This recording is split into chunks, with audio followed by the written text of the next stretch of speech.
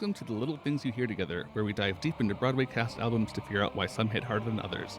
Today we're focusing on the 2017 original Broadway Cast album for Anastasia. I'm Alex Asp, and my guest today is frenemy of the pod, Zakary Morton. Hello. Welcome back. Hi. I'm back. By popular demand, I'm sure. Yeah. Singles of tens of you are demanding it, I know. Mm-hmm. So, this is a show that I know I was not that familiar with coming into this because I loved the 1997 movie upon which it is largely based. And when I started to try to listen to the album before, I was just kind of like, I'd rather listen to the soundtrack for the movie. What is your relationship with Anastasia, the stage musical? I knew it existed. Okay. The movie was something I definitely watched when I was younger, but was not one of my, I wore this VHS out kind of films. We'll talk about it in a bit, but some of the melodies that came up while I was listening to it, I was like, oh, those have existed in the back of my mind since I was 7. Yeah. I didn't watch the movie a ton, but I listened to the soundtrack a lot because the songs are very good. Yep. At least those songs are. Foreshadowing. So if people don't know, this is the story of the potentially lost Romanov daughter who did not die with the rest of her family after the Russian Revolution of 1917. So this is a what if she lived kind of a scenario, and she's exploring her past and figuring out who she is. Aren't we all? Aren't we all? Aren't we Yeah. all Anastasia? Mm-hmm. Anastasia is the friends we made along the way. That's so true and profound. Thank you.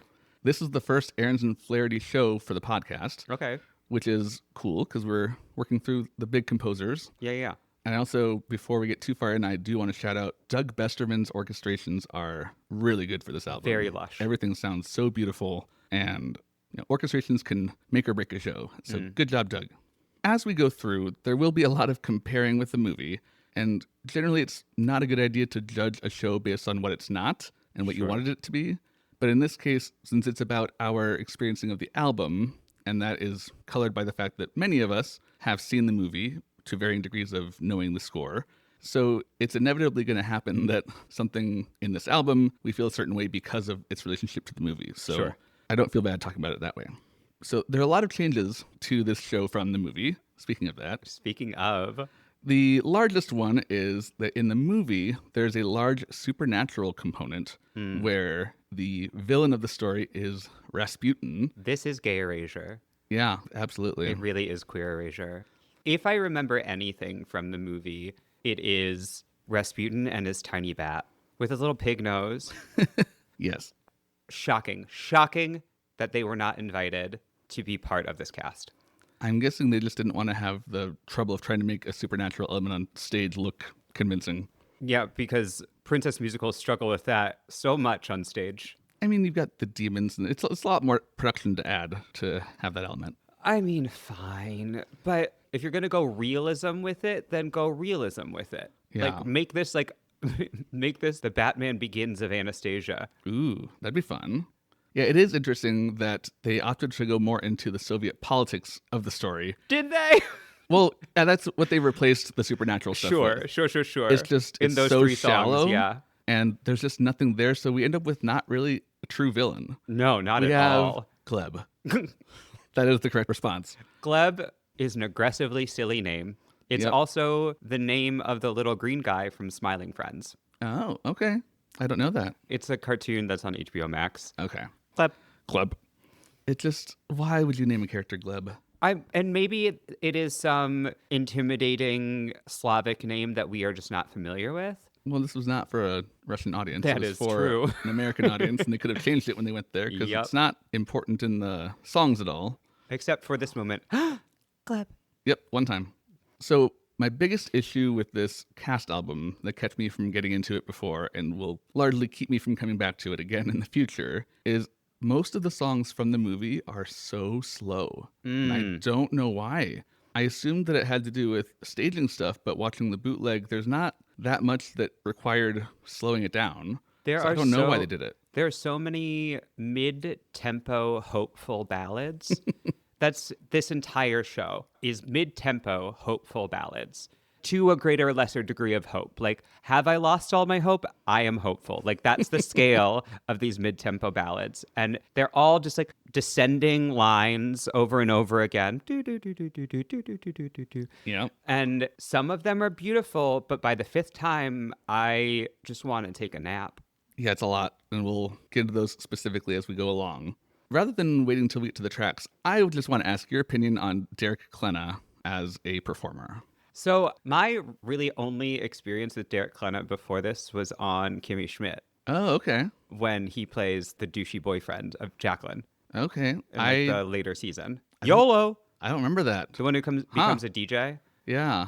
So this is a note I have when we get to Rumor in St. Petersburg. I thought he was doing a bit when he says Leningrad. Okay, yeah, I have that as a note as well. So he is a quintessential American boy. Yeah. Which makes it hard to buy him as a Russian, and in this time period. Everyone sounds aggressively American. I would say a lot of people are giving, at least to my ear, a more neutral, like obviously they're all American accents. Sure. But they're not, it's neutral enough that my brain is not drawn, attention is not drawn to it. It's like versus Derek Klena, it just feels like Clark Kent, like Iowa farm boy. It's a little flatter. I feel like maybe everyone else is being a little more rounded with their sound, is a little longer. And well, in general, so I really like a lot of things with Derek Klena as a performer. I think he's very talented. I do like his voice, but it's so far back that it sounds way too covered, and that makes it hard for me to really buy him as this kind of a leading man. It worked very well for him in Dogfight because that fit the personality of the character. But for Dimitri, it just doesn't feel like the character matches the voice. He doesn't sound scrappy. No, he sounds like he was in the military. Yeah. Which, again, works well for Dogfight. Yep. It's weird because I really like him, but I just don't like him in this role. Yeah. His voice is very all of one piece. Like, it always sounds, I don't want to say the same in a bad way, but it always sounds like when you go up and when you go down. It's always kind of the same quality. Yeah, that's true. That can work incredibly well, but I think it snaps the line so hard when he goes into speech. And then when he goes back to singing, he doesn't round off the edge. He doesn't lead into the speech or lead out of the speech with his voice, I think. So the singing is quite beautiful. Like, it sounds great. It's all technically proficient, but I don't get any personality from it, at least in this role. Yeah. Well, we'll talk more about specifics, I guess, as we go through. But it's funny, as I was preparing, I realized, so I had to do some rearranging of episodes this season because of scheduling and, with a big season like this, it's a lot of balls to try to keep in the air. And somehow I ended up with 2 back-to-back weeks of communist revolution musicals where Act 2 takes place in a different country. Yeah. Huh. Not sure how that happened, but it's just interesting to note. Any other general thoughts before we dive in? Yes. Monarchy good in this musical? We like monarchy? More than communism. I think the main maybe more than what Russian communism became, but I don't think communism is better than an absolute monarchy. So 2 things. One, I think in general it is not so much love of the monarchy as wanting things to be back when I was comfortable. Sure. And we are focusing on largely the upper crust, like especially once we get to Paris, they're all people who got out because they were pro-royalty. So they are longing for their style of life to return to what it was. And everybody else is like, well, are we any better than we were before? Sure. And people always like what's familiar compared to something new. So I think it's more that than being overtly pro-royalty. Yeah. Okay. I don't know. That's not a theme that jumped out at me as much as it apparently did for you. I'm just a Bolshevik. What can I say? Absolutely. Well, smoking my clothes. Well, comrade, let's dive into the tracks. Far away, long ago, glowing dim as an ember. So we start with a prologue of Once Upon a December. It's a very strong, regal opening. Good, we're using the next song, Rumor in St. Petersburg, using that melody to have the opening chords, and it's beautiful. And then it slows down into the quiet foreshadowing bit. Yes. My first note is the choir sounds like every choir from a Disney movie, like every wedding scene. They always had those like beautiful choral ahs in the background. Like the Cinderella era. Cinderella Yeah. and in Sleeping Beauty. Yeah, like that era of Disney. Yes. Definitely has a unique sound. And I think a lot of that in this is due to the mixing. The way it's mixed into the audio sounds very theatrical. It sounds like the ahs were placed over it, which I enjoy. I thought Okay. it worked well. Okay, good. I mean, it definitely helps to make it easier to balance things that way. Yeah. But yeah, when I was watching the bootleg, it seemed like it all fit together pretty well still. Okay. So in this, we have the wonderful Mary Beth Peel. She is delightful. Yes. Always a strong actress, singer, fantastic. And she gets to do this opening and then she can go take a nap because it's going to be a while before she's back on stage. Princess track, haha, because she's Yeah, the dowager. It's an Empress track now. I know her as Jackie Florrick from The Good Wife, and she sings like a little bit in that show, so it was lovely to hear her use her full prowess. Yeah. I know her mostly from Follies, the 2011 revival, and then Women on the Verge. Her role is not so much on the cast album until the end, but it's lovely when we finally do get to hear from her. So interesting, when I was watching the bootleg, Okay. there's a very long dance break after the bit that's on the album here, Okay. and I'm really glad they didn't record it. Normally, I would want that kind of thing on the album. Sure. But it's so awkward to have a giant dance break before you've actually dug into any story. Sure. It just feels awkward. Like that's how they sort of told the Russian Revolution of it, was through a dance, like it happened during a ball, I guess, in this version. Because they escaped through the fireplace or something. Yeah. So it's just, in the show, it's a weird choice to do that. So I'm glad they didn't put it on the album because it'd be like, we just heard 45 seconds of singing and now we have a dance break. I don't know what to make of this because we don't know any characters. We don't know any story. Sure. Yeah, I got really heavy The Princess Bride vibes from the prologue because I was like, for the grandpa telling the story to the kid. Yeah. Because I, for a second, didn't cotton on to the fact that it was prequel, like it was happening before. Okay. That it was young Anastasia with her grandmother. I was like, oh, maybe this is a storybook. Maybe this is Anastasia telling her grandchild the story of how she, et cetera, et cetera, et cetera. Yeah. I guess without the visual to go along with it, it wouldn't be as obvious. I like my framing better. Okay. You can go produce your version. Yes. Once upon a December.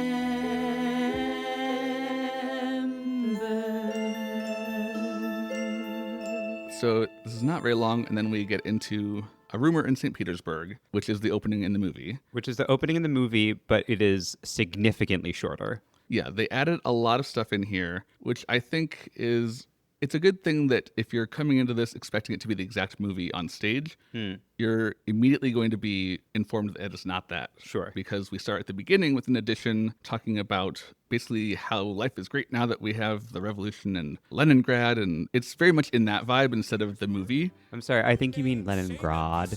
I will not do that. They tell us times are better. Well, I say they're not.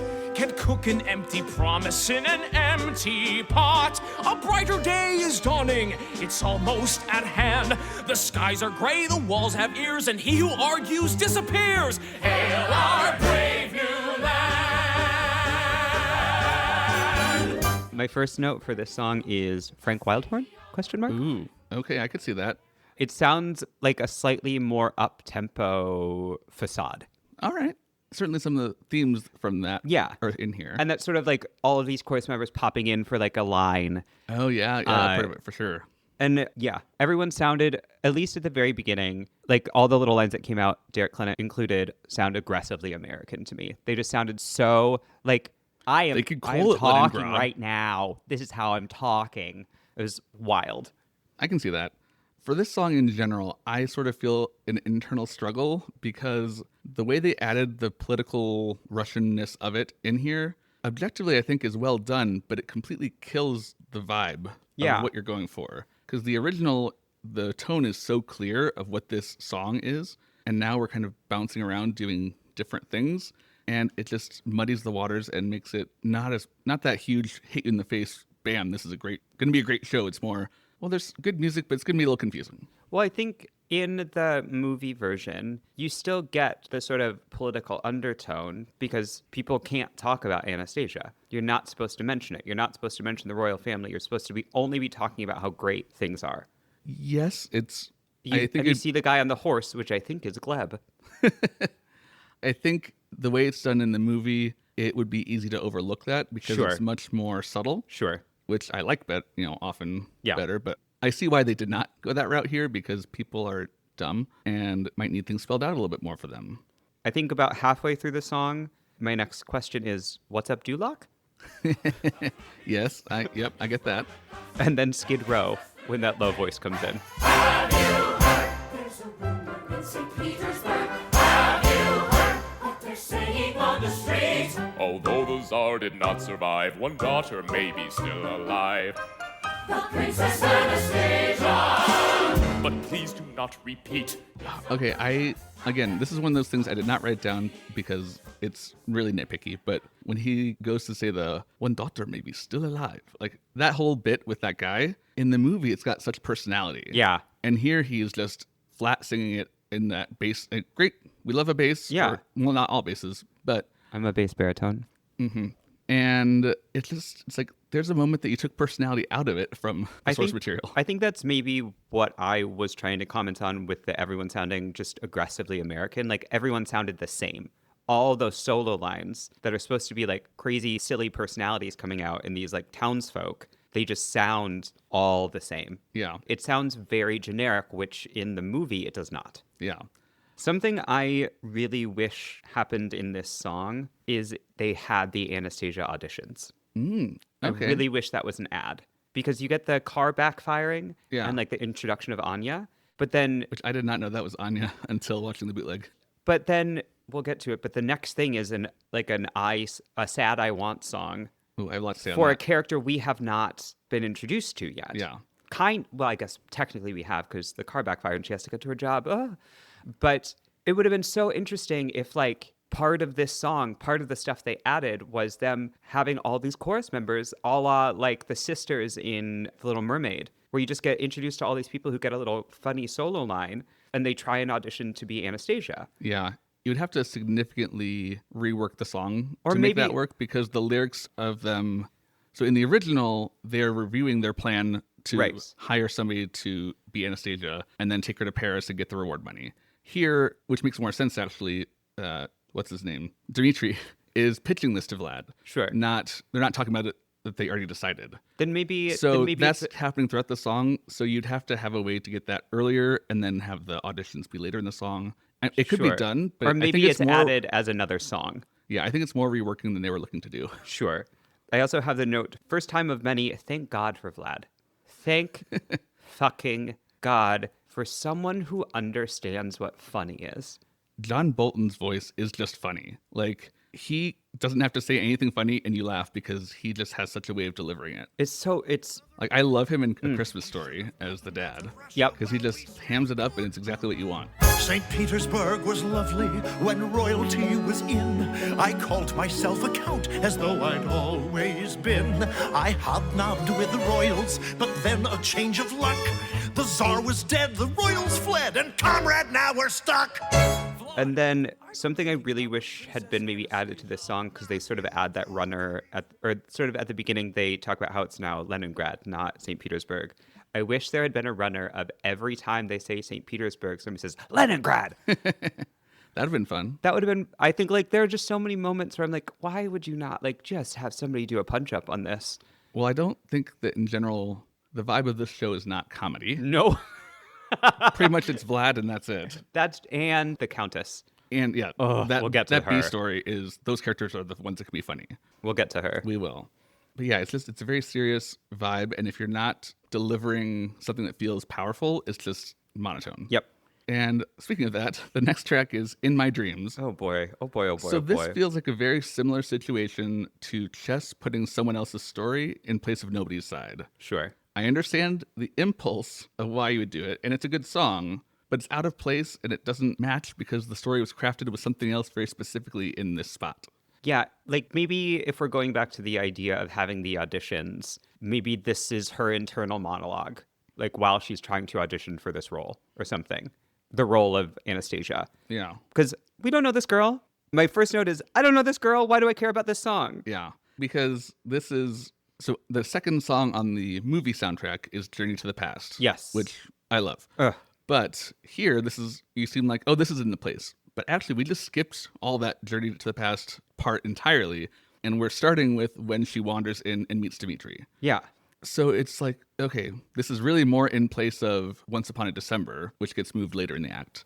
But it's just, everything about this song, except for the lyrics, feels like a ballad in the middle of Act 2, where our protagonist reveals a deep, dark secret.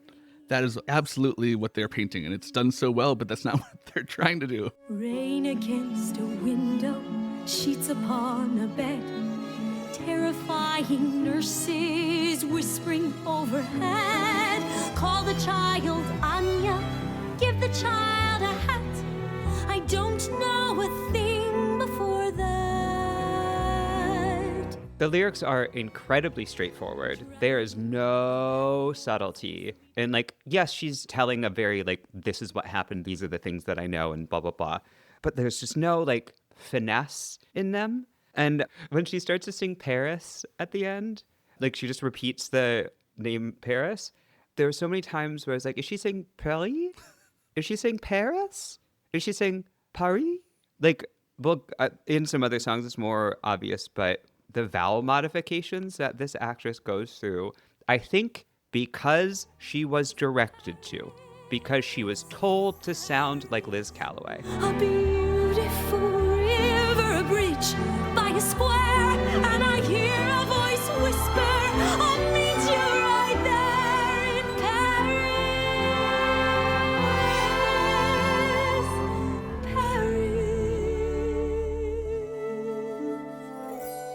And I will say, I really like her voice. This is Christy Altamar. Yep. I think it is a really good job to be very reminiscent of Liz Calloway, but not fully trying to do an impersonation. Because I've heard her sing in other things like the revival of Carrie. And she has a very nice voice. I hear what you're saying, definitely. I didn't write down as many of those kinds of things this time as I have on some other albums. But yeah, there are definitely some odd choices in vowels, and I don't know why. And then also, why is there no key change at the end of this song? General note for this entire musical. Why are there no key changes? Once Upon a December does. Not a song they wrote. For this. Yeah.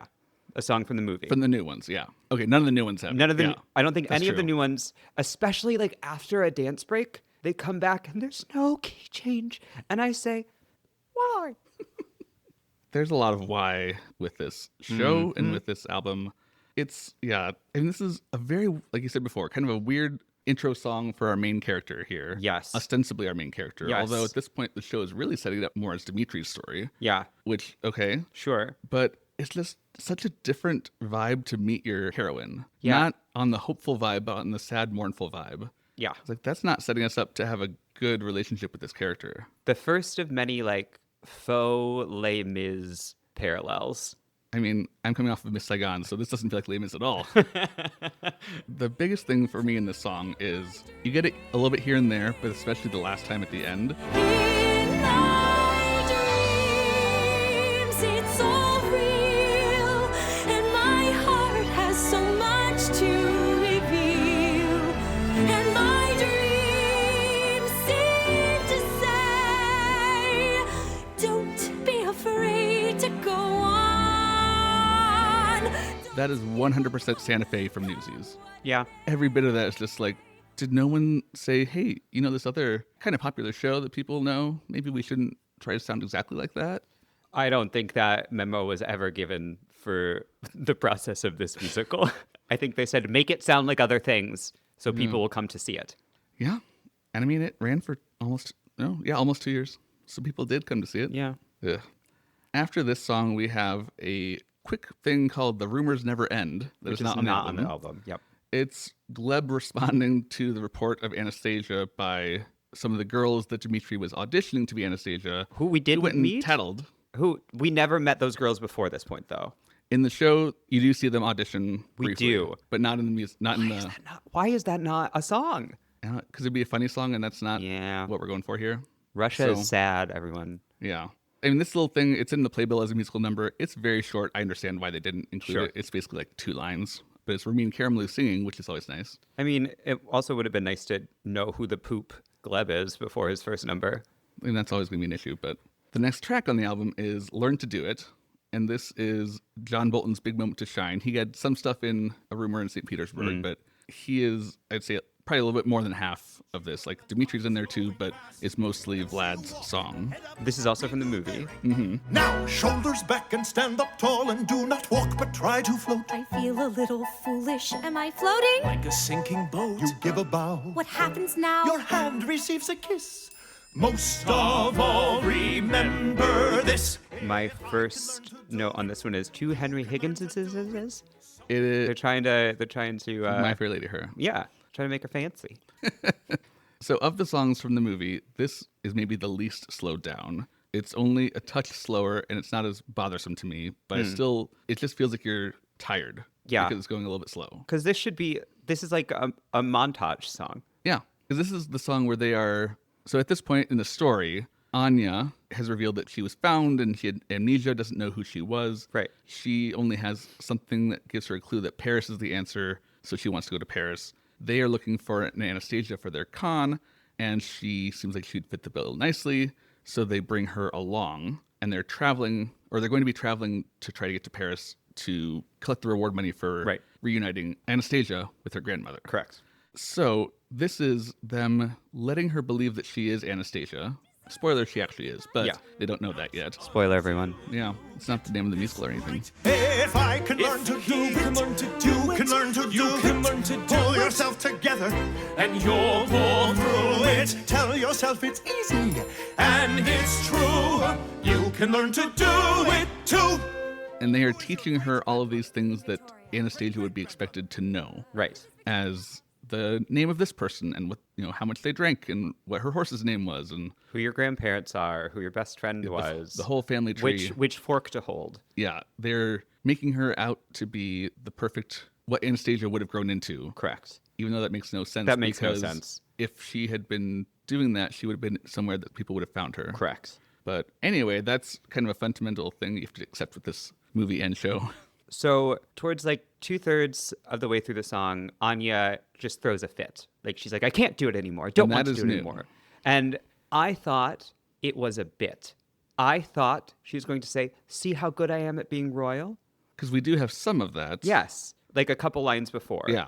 But then maybe on stage it was communicated much better, but the way it is communicated on the cast album is so poorly voice acted. I've had it, and I hate you both. I'm sorry that we ever met. I'm hungry, and I'm frightened, and I'm only human. Don't forget, I don't remember anything. Get out and let me be. I was like, oh, she's pretending to be a petulant child to show them how good she is at being a princess. But that's Okay. not what happened. It was actually happening. She's just tired from them hounding her because this is, I'm assuming, happening in pretty intense, it's not like a lesson a day. It's all day, every day to get this right. It was just, And this is another thing where, as far as the narrative, narrative sense, it's a good thing to include something like this in the song to get Anya's point of view, not just the two Henry Higginses. yes.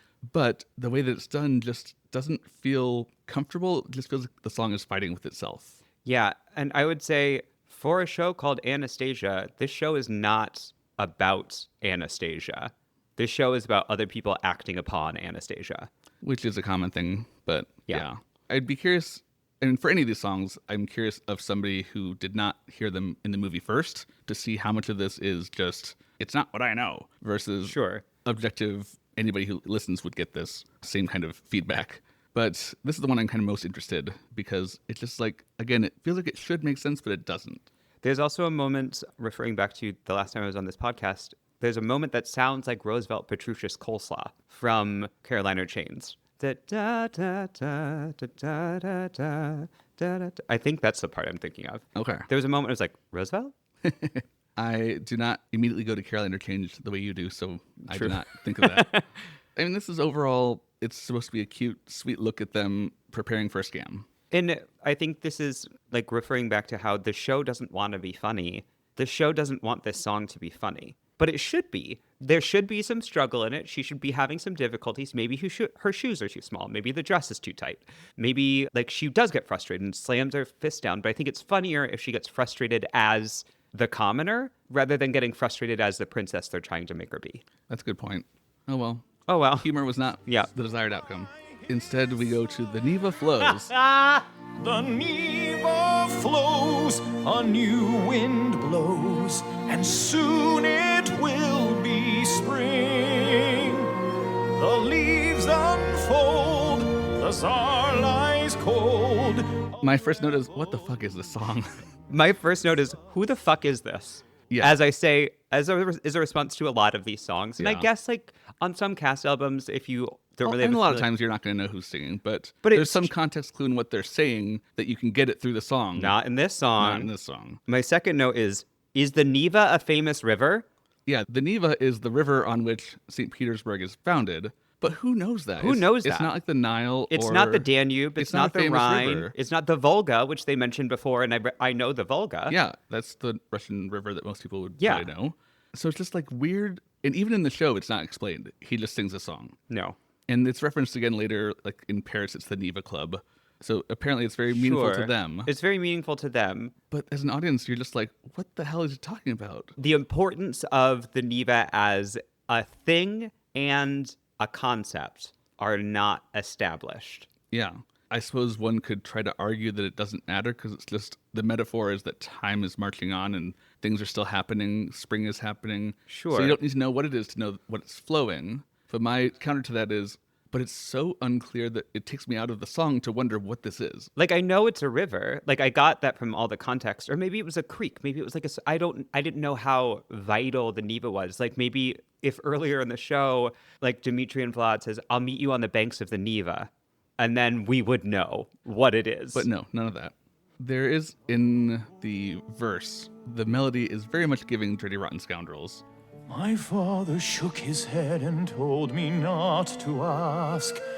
My mother said he died of shame, but I believe he did a proud and vital task. And in my father's name. I mean, that is just what was a woman to do.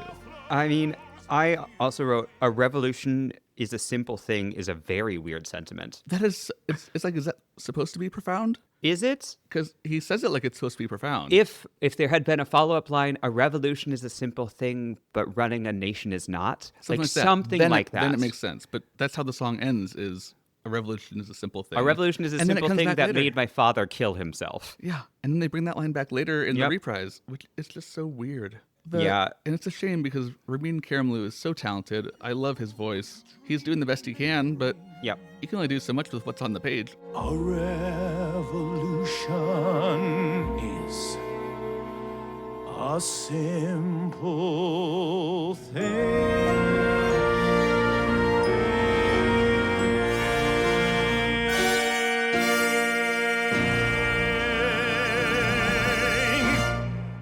So many of these songs are just momentum. To go back to the river metaphor, they're just a dam. They're a momentum dam. Yeah. They absolutely stop the momentum. Yeah, several of these numbers, I just found myself thinking this could have been 10 seconds in a scene, not a 3-minute song. Yep. Whatever. There is a brief reprise that's not on the album, which is then sung by the men, kind of the commoners on the street, as they see Dmitri walking along. But it's quick. Again, I understand why it's not on the album. Sure. Instead, the next track is My Petersburg. Okay, so Aherns and Flaherty. My first note was, oh, this is the streets of Dublin. Yeah, okay. My mind did not go there, but it totally is. The streets of Dublin / Aladdin. So you're going more in the thematic route, and it absolutely is both of those. My mind went to how much musically it is Chip on Your Shoulder from Legally Blonde mixed with Freeze Your Brain from Heathers. Okay. Like, those two melodies combined together is this. Yeah. It's so derivative, and I'm like, you are so talented. Why are you doing this? Boils down to there are some who survive, some who don't, some give up, some give in. Me, I won't, black and blue. Welcome to my Petersburg. My other note, this is a lyric thing. I hate it when characters casually mention parents that we have never met. He has one lyric about his dad, and that's it. And it's never mentioned in any other song. And it definitely is a common thing. And It's- it's easy to get like sentimental points, I guess, for some people. But like, to give the Neva Flows its due, like, at least I felt I understood who this father was in that song. And then to go to the next song on the album where he's just like, yeah, my dad, blah, blah, blah. Like, okay, bud. Yeah, because so the song Neva Flows was talking about how his father is the one that like Killed the Romanovs, yeah, I was believe. actually the one that killed them. Yeah, And so this weighs on him. So that's then going to become a plot point later. sure. However, Dimitri's father doesn't really matter. So No, why there's one one tossed line off is all line. you need. Yeah. That's enough. But it's just, I don't need that character motivation because you haven't established a relationship to this parent for me. Yeah. I guess you could just argue that people will fill in their relationship with their parents as far as like, oh, there's closeness there. That's all that matters. Sure. It's a shortcut, whatever. I do feel this song feels like it was written specifically for Jeremy Jordan, the patron saint of straight tenors in their 20s. Sure. Like it is absolutely meant to be sung in freshman year recitals, and Yep. that is what it's here for. And I think that's very much the streets of Dublin for me. Which is the same thing. It's, oh, straight guys can sing a musical theater song and not sing gay. Yeah. Great. The palaces above and alleyways below. Funny when a city is all you know. How even when you hate it, something in you loves it so. The first time I heard this, I also could have sworn I'd heard it a million times before because it's so generic sounding. It feels like, yeah, I've definitely heard this a million places. And is he more relatable? Because I don't even have time to say saint. I just say Petersburg. Because you could fit it. You could fit it in the His line. true friends call him Petersburg. You could fit it in the line. Like my Saint Petersburg. You could do that. But only he knows what the city likes to be called. The ending of this song is him on a long and sustained berg. Not good. Not a good. Schwaz are no one's creates, friends. It creates bad syllabic stress to have it be so high. Yeah. And then you're trying to hold out. He's been able to get away with Petersburg. Yeah. Quickly, but holding out a schwa is not. It's not easy to make it sound like the word you're supposed to be getting, but not going straight to the R. Yeah. It's making it really hard on the singer, and it's unfortunate. I think he does an okay job at it, but it's not ever going to be great. Times when vowel shifts should have been utilized. He did a little bit. Welcome to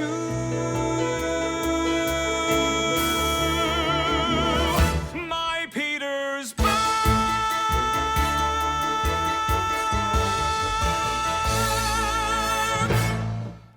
Anyway, now we get Once Upon a December. So I kind of like this change, actually. We're getting it later in the act, and we're kind of moving up the moment when Anya encounters the music box. Yeah. So Dimitri has this music box that he had bought. Which is set up in the first song. Yeah, he buys the music box because it looks like it could be from the Romanovs. Yes. And it actually is. Just to clarify, it's set up in the prologue and then Yes, using it in the prologue, and then him and buying then purchased in a and- rumor in St. Petersburg. Yes. Cool. And then now he has brought it out to show Anya. He's like, yeah, I don't know how to open it. I think it's broken. And she knows the mechanism, which Yep. I don't like that as much. In the movie, she has a necklace that's got a little piece, and that's the key. So I like that better, that no one else but the true Anastasia could open it. Versus, well, if you messed around with it a while, you could probably figure it out. If you could puzzle it out. Yeah. But anyway, I'd like that opening the memory of the music box is what makes her sing this song. Yes. And I think that is a good choice that they made. Dancing bears, painted wings, things I almost remember. And we discussed this like before we started recording, but in this song, in the movie, when like the dance break section starts to happen, the ghosts of her past, like of her memories, burst through like from these stained glass windows and like ethereally dance around her. And it is top-notch animation. Like it's beautiful. Like it feels full, it feels profound, it feels ethereal, but like could be grasped maybe. It's just Yeah. So at that part of the song is kind of a instrumental dance break type thing, but we get a lot of Oz from Yeah. the ghosts. the Disney choral Oz, yes. With the song being slowed down so much here, that just feels like it's dragging on forever.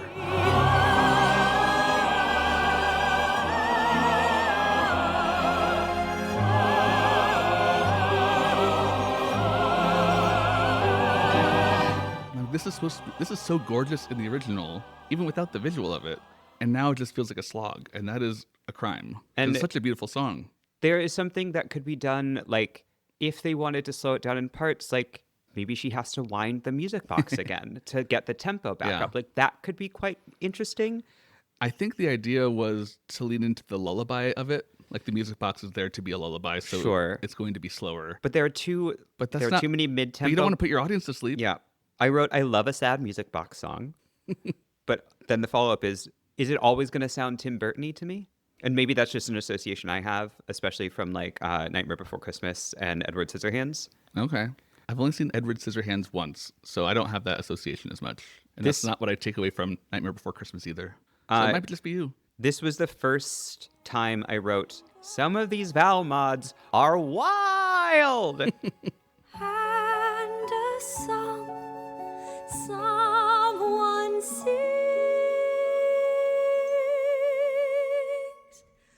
once upon a December.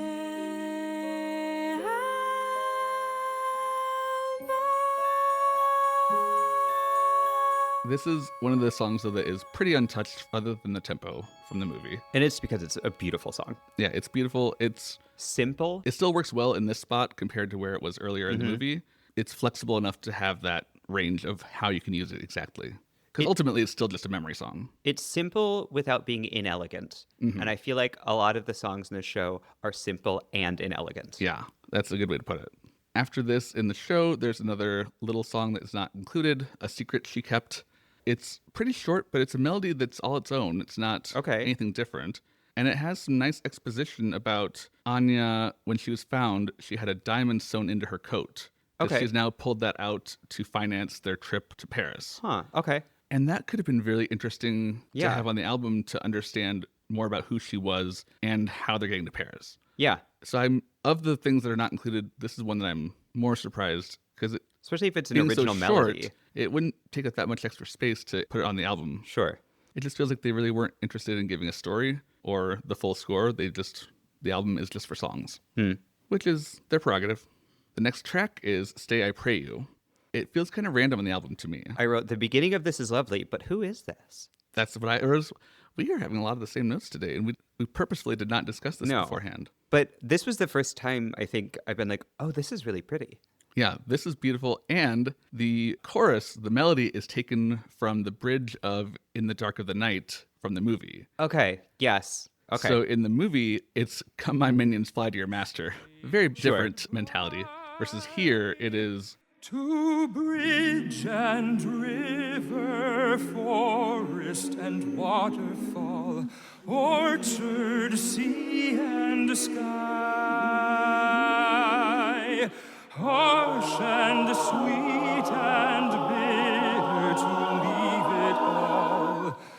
I'll bless my homeland till I die. it didn't really click for me until I watched the bootleg, but it is a group of people who are all boarding the train to leave Russia.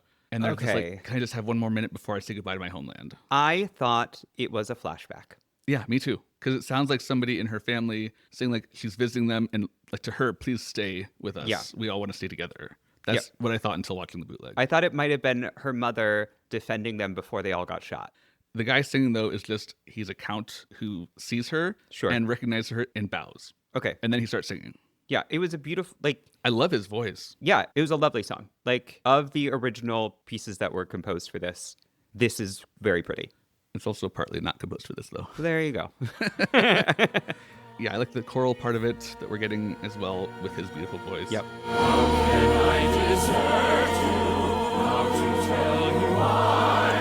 Coachman, hold the horses, stay, I pray you. Let me have a moment, let me say goodbye. It's sweet. The the verses and the parts that aren't the melody from the movie are kind of forgettable to me, but that chorus is so beautiful that Yeah. at least we have that. The next track is We'll Go From There. Once so this again, is a travel song. Thank God for Vlad. Even he can't save this for me. I actually kind of liked this song. Interesting. Okay. I wrote- For me, it feels like padding that's not at all needed. Apparently, I begrudgingly appreciated this song. I wrote, okay, I like this song. That does sound like you. I said it's very classical musical comedy. Yeah, so this is a song where they're on the road or they're on the train to Paris, and they're all kind of reflecting on what they're hoping to find there. I'll bow as if I'm still a frisky young pup. Let's hope that I can straighten up. If she says no, we'll lay low and we'll go from there. You get three individual different verses, people and then they singing all different mingle at verses the end. with different melodies, and then yes, they overlap beautifully, and it's great. But I'm still so bored because they don't, like, technically it works, it's great, but there's just nothing, there's no heart in it. There's no reason for this to exist. Yeah, I also, because we weren't given the context of, like, this is them on the train, this is them traveling, et cetera, I wrote, but, like, where? Yeah, I mean, I'm trying to think. From the album alone, would you have enough to be able to deduce that they are traveling from St. Petersburg to Paris? I think especially coming from Stay, I Pray You, which is totally disorienting on the album, I Yeah. just had no idea where we were in the plot.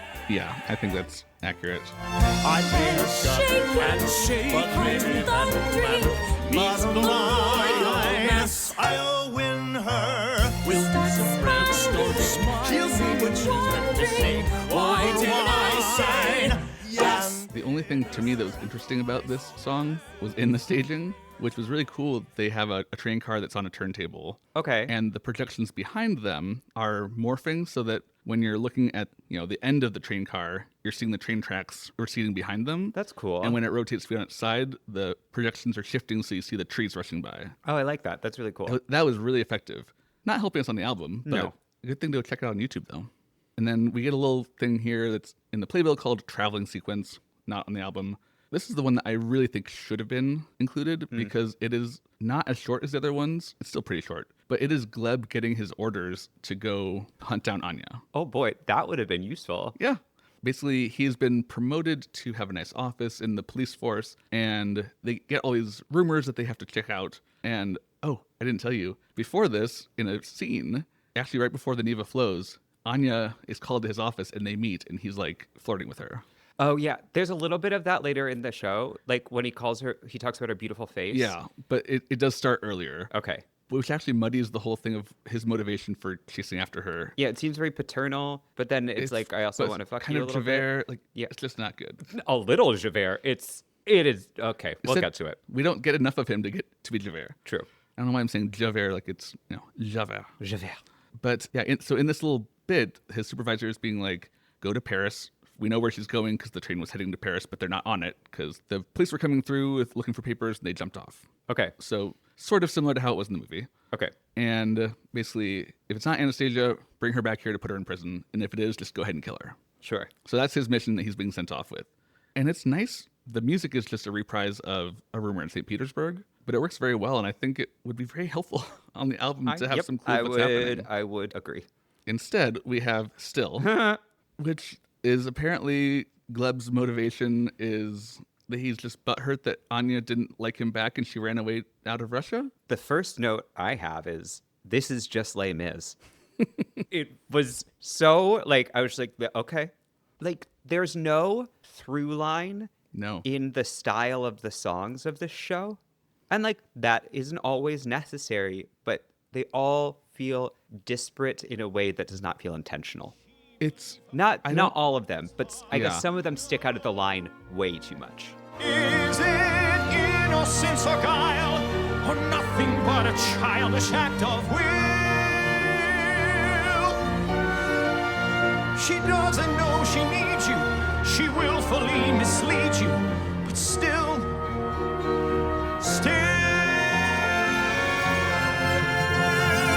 And then going back to the comment you had about the travel sequence that wasn't on the album, one of my notes for the song is, orders from whom? From whom are you getting these orders? yes, especially because we get some of his daddy issues in this song. And my impression from the album alone before I watched the bootleg is that he is just on a personal vendetta and he is giving himself, Sure. like he's taking his father's orders from the grave to go and hunt down Anastasia. That's what I thought was happening from this. No, he is just a policeman being sent on an assignment, and that's all it is. He doesn't have any stake in the game. Like, he doesn't care, Like other it- than he liked her. At least invert that and make it him who brought the case to his commanding officer. Yeah. Say, I need to investigate this. Yeah, but no, not even Nope. that. Okay. I wrote down the lyric. I'm innocent, she cries, but then you see her eyes, and something in them tells you that she absolutely lies. That's bad. That's really bad. I think something I also found eternally frustrating was at least be clever and use both meanings of still. Like, still, I have to go get this person, and be still my heart. No, that's Nope. too. No. Mm-mm. The Nope, main nope, thought that I have throughout this whole song is Diet Hellfire. Yes, absolutely. It is entirely that, but not as convicted. Like in Hellfire, he is dealing with his mortal soul Yep. and lusting after this woman, but also I'm going to take her down because she doesn't love me. This is just, well, I have a job to do, so yeah, I think she's cute, but I don't know if she likes me, so I guess I have to arrest her. And there could be something really interesting in a character who's like, I am only doing my job. This is what I've been commanded to do. This is what our new country is. I am doing this. This is my job. Yeah. If it had related back to, like, yes, tie in the father issues and stuff, but like this character's commitment to the new nation that was founded based off this very easy revolution, that could be interesting. Simple, not easy. Sorry. Yeah, but at least Ramin sounds great. Yeah. Still.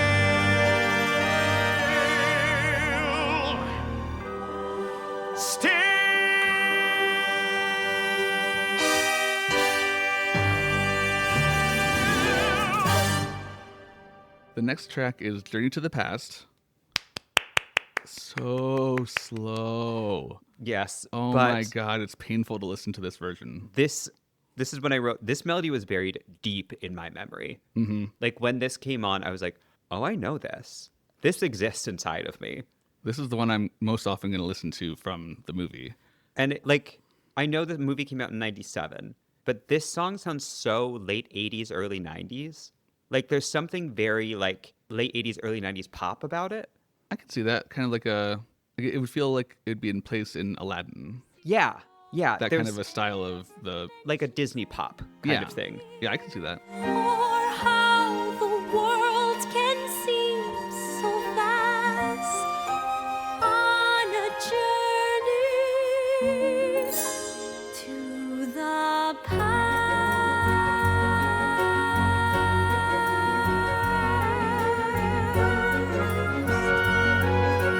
And I was just like, I love this song. But like when you listen to it next to like Journey to the Past, like those don't sound, even though they're from the original musical or the original Wait, movie. what? Sorry, what am I trying to Once Upon a December. Okay. Sorry, we're talking about Journey to the Past. If you put those next to each other, those don't sound like they're from the same show, even though they're from the original source material. Okay. Of the many issues I have with this album, that is not one of them for me. Okay. Also, I wrote, I hate that she doesn't separate the words home, love, and family. Yeah, just straight through. Home, love, family. Or she says home, love, and family. It's not home, comma, love, comma, and family. Those should all be separate ideas. Yeah, there's should all mean something. separate things that she is yearning for. Yes. Home, love, family. I will never be complete until I find you.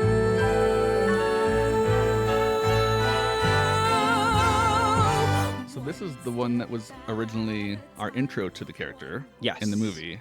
And again, I understand the impulse to put this as the Act 1 closer because it, in my opinion, is the best song of the movie. Yeah.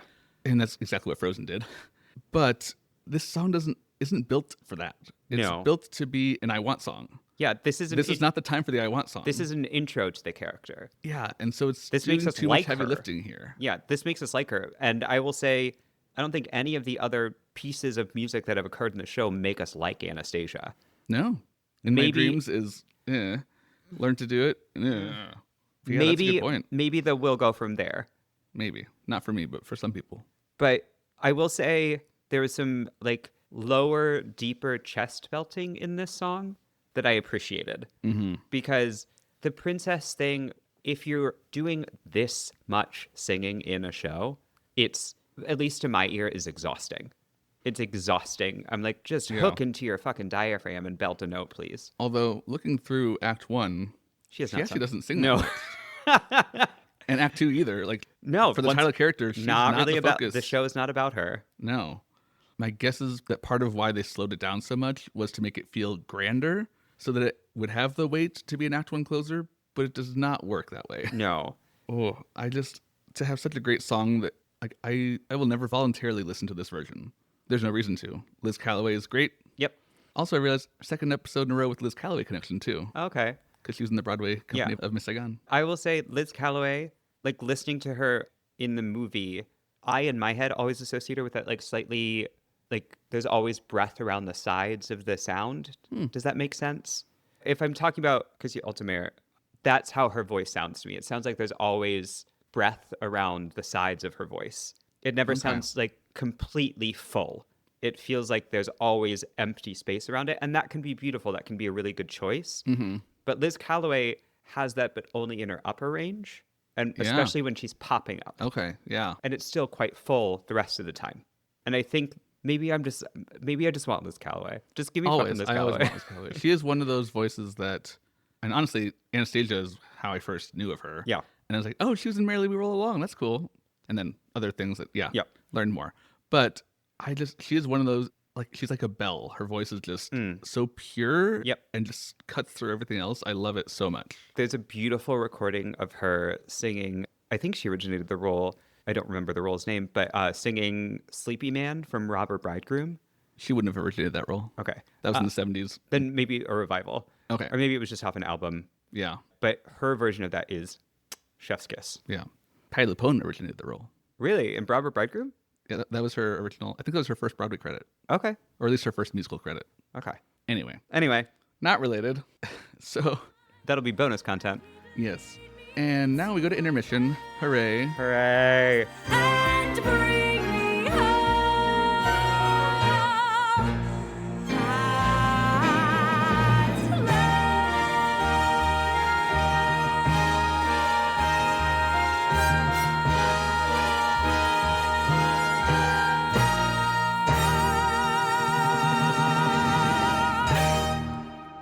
We come back from intermission and we have Paris holds the key to your heart. My first note is every song in every American musical where they go to France. Yeah. I do really like this as the Act 2 opener. I do too. It actually has some energy. It has energy. You're showing a time jump, a location jump. They've reached their goal. We are getting a little bit of reminding us where we were. Yep. But we're getting new information and it's just fun. And it's a style shift because they're going into the 1920s Paris of it all. Yeah. How do you feel about this being Vlad's song instead of Sophie/now Lily? I keep kind of going back and forth on whether it makes sense or not. Like, how much does he actually know Paris? I don't know. But I don't know. I mean, he was a fake count. Wait, doesn't she? I thought Lily sings it. No. I had actually written in my notes, we finally get to hear Caroline O'Connor, and then re-listening it to today, I was like, I must have hallucinated that because that's how it is in the movie.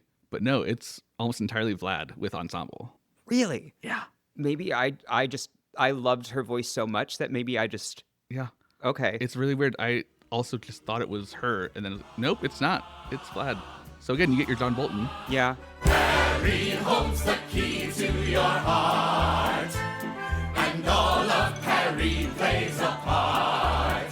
Paris turned the page to the new modern age, And we'll do it too if we're smart.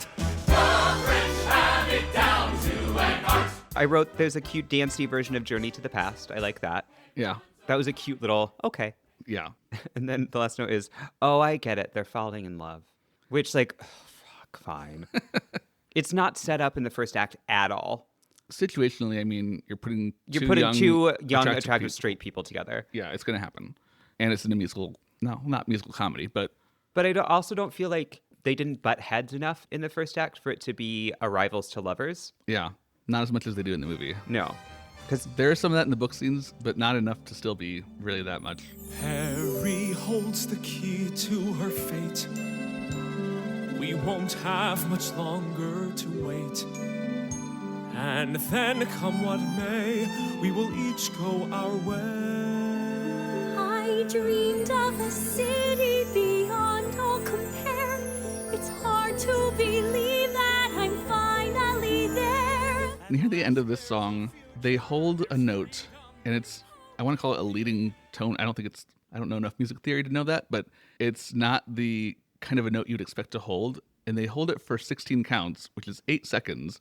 And it's really awkward. And I was like, this has to be something with the staging that makes it worth it. And watching the bootleg, it is because of the staging, because it's the ensemble filing into a little box that then becomes the elevator to go up in the Eiffel Tower. Sure. But it's also boring on stage because they're filing in single file on either side. And so I'm like, this is not necessary. That could be cute if like they took a breath in the middle of it because it takes so long to get on the elevator. Oh, yeah, that could be fun. But no. Yeah. This musical is not funny. Not funny. We can't have Not that. funny. This musical is not funny. That was my Donald Trump. That was bad. Mm-hmm. Yeah. Fuck off. And when we finally do get to the last note, I don't like the way it's mixed. The lower notes are much more prominent than they should be, and it just makes the chord not as exciting. There were a couple of times, like, overall, I didn't have much issues with the sound mixing in this recording because I think a lot of money was probably put into it. Yeah, I didn't have many issues. This was the main one that stood out. There were a couple of times when Anastasia was holding a high upper note, especially at the end of a song when the orchestrations got quite lush, that her vocals got a little lost for me. But I also think that's the vocal quality that they wanted Anastasia to have throughout the entire show. It's not the kind of voice that's going to cut through everything else. Yeah, it's not a strident belt. Yeah. Harry holds the key to your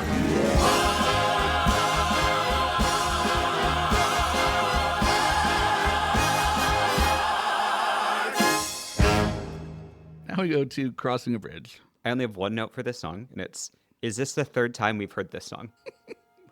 And there will be a fourth. Yeah, this is one of the mid-tempo ballads, unnecessary. Look at the sky, look at the water, somebody's bridge, somebody's daughter. Who could have known I'd be alone crossing this bridge? What's interesting, though, again, they definitely had a choice in how they constructed the album, and you always do, and it was very, very clearly not trying to give a story for some reasons that we've already talked about. Listening to the song, I'm like, why do we care? And in the bootleg, the line that she has right before this is something along the lines of she's reading in a guidebook that it's named for her grandfather, Alexander. And that's why she has this moment of reflection. Well, I know. Why wouldn't you just, it's in the show, it's said over the vamp in the beginning. Just include that on the album. So or we have have that be like a line of like recitative style intro to the song. Yeah, that's right. That's what I mean. Yeah. Like have the music start and then she says that before she sings. And I guess they do introduce that like a bridge is part of her sort of like deep-seated understanding of what her past was. Like that image is part of like the only things that she remembers, like a bridge in Paris. But like Paris got a lot of bridges. Mm-hmm. But only one named for her grandfather. Cool. Yeah. This is a nothing song. This is a nothing song. That's why I have one note for it. Halfway between where I've been and where I'm going, in between wondering why and finally knowing. Yeah, I have nothing else to say. I think it's mostly here because Anya needed a solo in Act 2. This is her only solo in Act 2. And that's not a good reason to write a song. Now we go to Close the Door. Somebody go wake up Mary Beth Peele. She's got to come on stage again. My first note is, aw, sorry, old rich lady. I don't fucking like, I don't care. I'm like, I'm so sorry for, like, yeah, it sounds like you've gone through some tough shit, but also you're still fucking rich. Yeah. The plot here is that, you know, she's had this reward out there for anybody who can bring her Anastasia. So she gets a lot of charlatans over the years. And this is when she finally reaches her breaking point. Of course, just before the real one shows up. Just before. What timing? But yeah, she's just talking to her lady in waiting, Lily. And where does summer go? I will never know. Summer used to last endlessly. Children all in white running down the sand to me. To me. And it's a 3-minute song that could have been 10 seconds of dialogue. Because they already said it before, like before the song starts. just I've had enough. And I think it's a smart thing to make this moment into a song if you can make it heartfelt and meaningful, and it could be really powerful. But when it's not, it's just so boring. I thought this could have been combined with Crossing a Bridge. Like if the two... They're if they kind of the maybe same had, thing in my mind. If they had, like, you had the two verses and then you intertwine the melodies. Oh. I think that could have been beautiful. As one is Closing a door, one wants to open it. They should have done that. They should have done it. You Hire heard it me here. for all of your vague Dramaturgy. note needs. I believed so long. I have dared to hope that the door might open and that you might enter. And this is also Mary Beth Peel's only song. She gets a sounds- little bit in other things. She but- sounds beautiful. So at least we get a song for her to sing. Yeah. I also didn't know that Lily was her maiden waiting. I just thought Lily was like a hard drinking old slut living in Paris. I mean, basically. Yeah. Lily is, as we referenced earlier, the other funny character in the show, Yes. played by the wonderful Carolyn O'Connor. Who in my head for like 10 seconds I was like, this isn't Christine Ebersol? Oh, interesting. That's not where my mind went with her voice. I think in the lower range especially. Oh. Actually, I take that back. There were a couple notes that I could see that. I think I confused Paris Holds the Key and Land of Yesterday. Yeah, because there's a lot of similarities there. Yeah. So let's just jump into Land of Yesterday. So this is Lily's number in this club. We don't know that. But it's a bunch of Russian expats talking about how they want the good old days. It's so needed and I love it. I wrote, finally some goddamn fun. Yeah. Finally. Once I had a palace, here merely a flat. I fled with some diamonds and that was that. It's very tragic. To me, listening to it, at first it was like, oh, this is a very different style. This doesn't really fit. Well, I guess for the 1920s in Paris, that makes sense. And you get the then I sort was- of Cossack dance in the middle. Yeah, but then I was like, but this is a bunch of Russians singing about how they miss home. They're not going to sing in, they're going to sing in a traditional Russian style. That makes no sense. I don't think Care? objectively that this song is great. I think in this show, with everything else that surrounds it, it is so much better than everything else that I was just like, oh, thank God. And it is, have an excuse for a big production number. Absolutely. You get to have fun dancing and lots of cool visuals. Like you said, very needed. You get heavy Juggernaut from the Live a Wild Party vibes. Oh, yeah. You also get like And that makes sense, I guess, with the context. Anything Goes as well. I can see that. Yeah. Yeah. Basically any like big 20s dance number.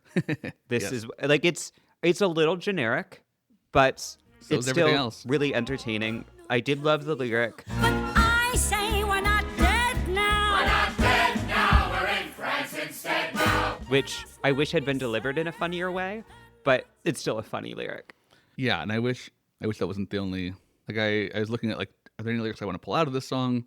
And Nope. it's just that really quick thing. And like, no, I'm not going to bother. I think I was so ready for this song that like all of my notes are like, I'm really into this very obvious dance break. I'm really into it.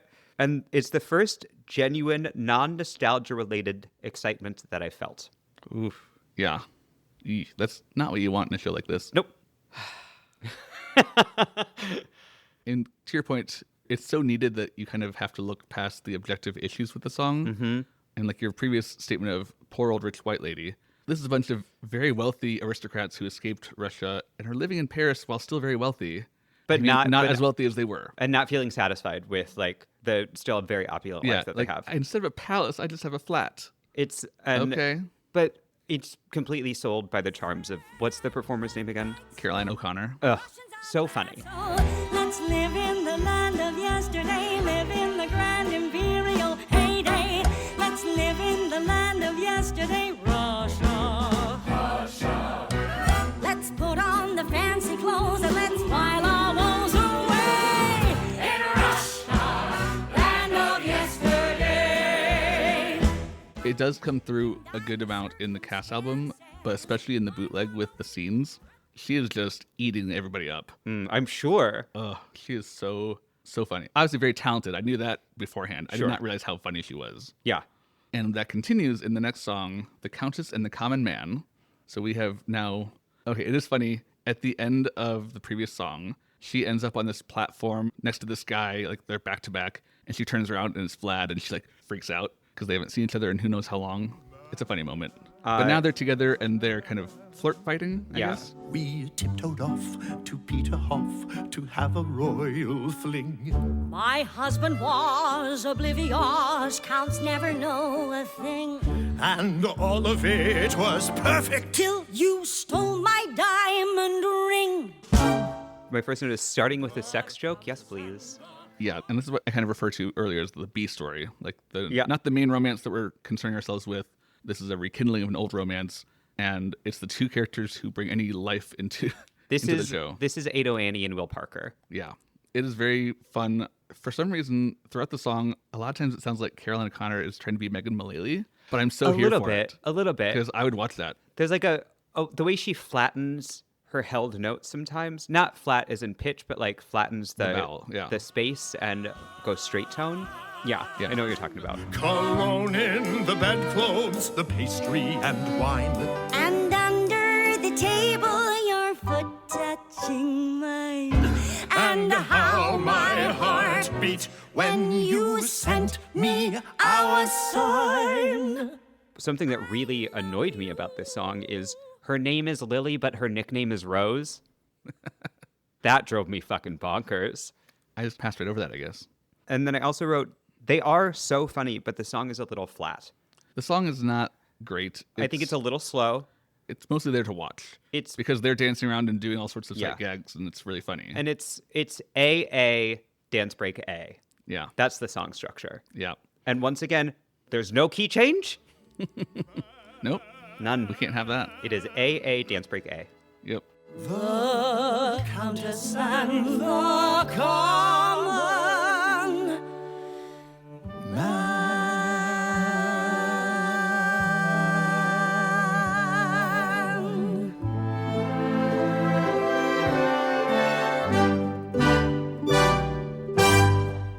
After that, there's a little reprise of Land of Yesterday with Gleb being Gleb. It's not on the album.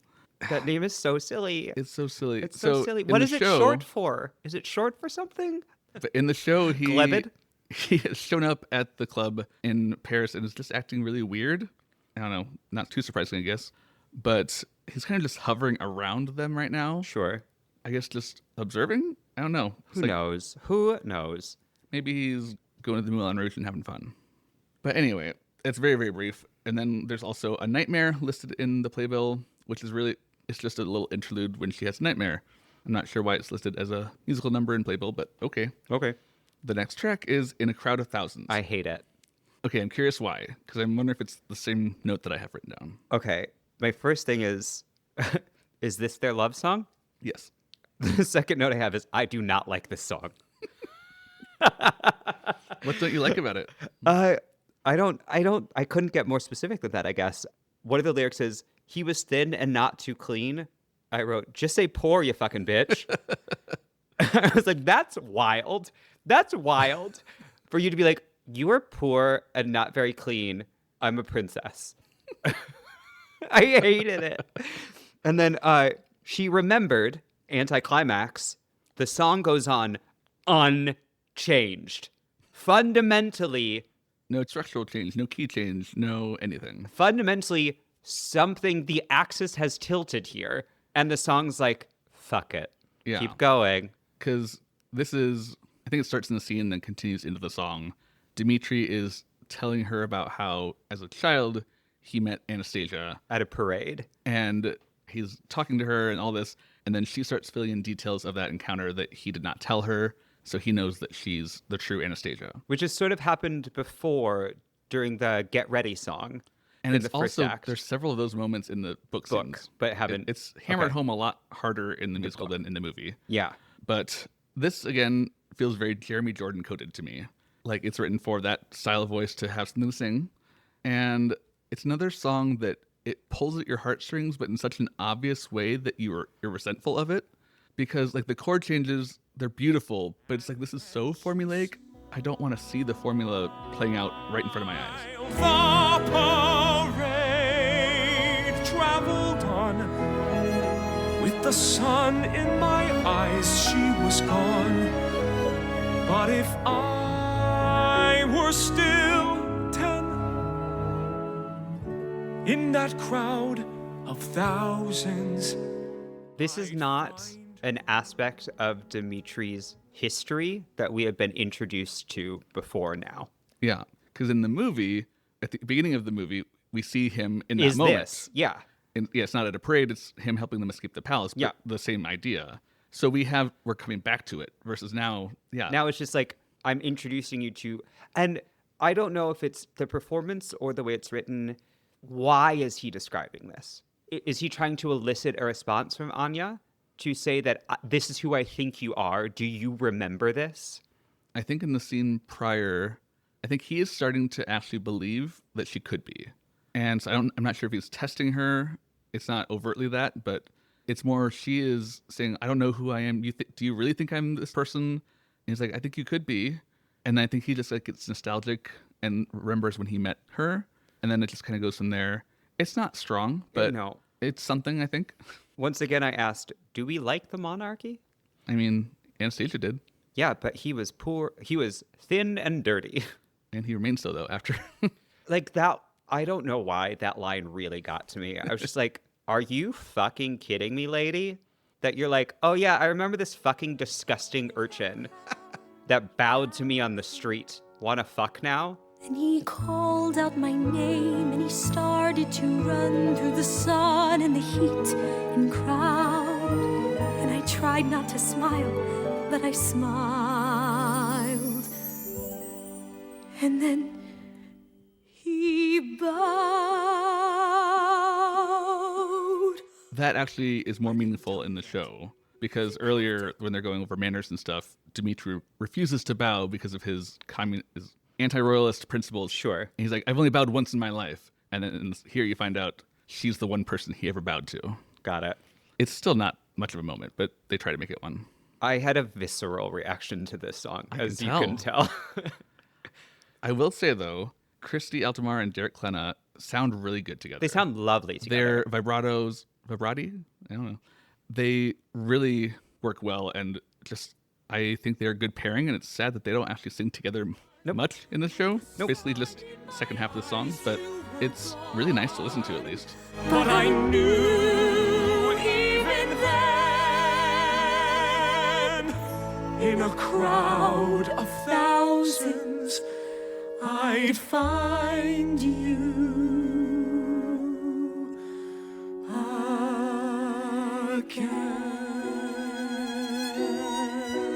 again. And when they sing together at the end of the song, the harmonies are the most uninspired harmonies I could possibly think of after a life-altering, profound realization has been made. However, this is not refuting that in a good Don't you way. dare defend the show. No, I'm not defending the show. It feels a lot less momentous to me in this moment because there have been so many and so much bigger breadcrumbs along the way. Sure. That this is not the surprise that it is. It's not a surprise, but for the character of Dimitri, it actually really is a surprise because we only had a couple, like, oh, and I recall his yellow cat. I don't think we told her that. Sure. It's very little, so it actually is a bigger moment when she convinces him versus she's been doing a lot of stuff like in the palace. She's like, I remember being here and this was happening. Which And seems other like, things- how the fuck would you know that unless you're Anastasia? Yeah, like there's so many more obvious clues that this is not that climactic, in my opinion. And maybe this But I think would, it's still supposed to be for him, which is maybe even this worse. would work better for me if he was trying to breadcrumb her. If he was Oh. telling her this story, like, I remember meeting this person. This is what happened. I am trying to lead you down this garden path with me. Yeah, I definitely like it better in the movie where he doesn't bring it up at all. She's the one that says, I remember the boy. Sure. Because it does kind of feel like he's leading her. Yeah. Whether he's trying to or not, he is starting with that memory. And human memories are very Fungible flexible. things. Yeah. And yeah, it does not feel as, oh, this is fate that they're meant to be, Right. as in the movie. Yeah. Which They is have kind of the vibe you should be going for with a story like this. They do not need a romantic subplot. If they had been like best friends or something, like. But the straights need to see themselves in media. They're so underrepresented. That is true. Like this, we can get into the next song then. So they know that she's Anastasia. Great.